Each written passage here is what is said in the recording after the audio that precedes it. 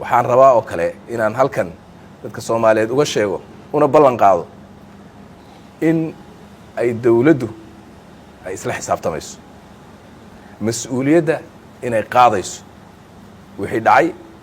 mas'uuliyaddeeda isla markaana lala xisaabtami doono cid kasta oo u xil saarayd arrintaas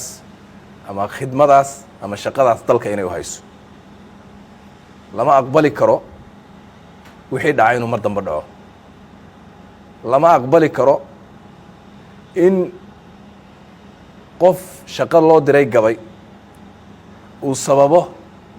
in wixii dhacay uu dhaco qaali bay nagu yihiin dadka Soomaaliyeed waxaana waajib naga saaran yahay inaan ilaalino naftooda iyo maalkooda iyo cirdigooda inaan ilaalino ay waajib naga saaran yahay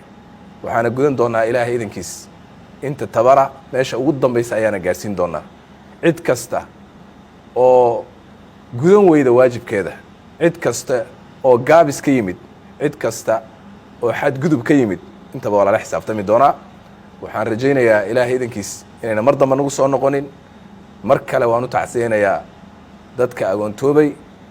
kuwa rajoobay iyo kuwa runtii ku adimo iyo luga beelay intaba waan u tacsiyanayaa waxaana idin leeyahay waa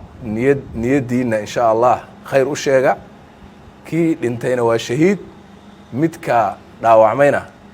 waxaa insha Allah aan rajaynayna Ilaahay dambigiisa ku dhaafo aad iyo aad u mahadsantihiin والسلام عليكم ورحمة الله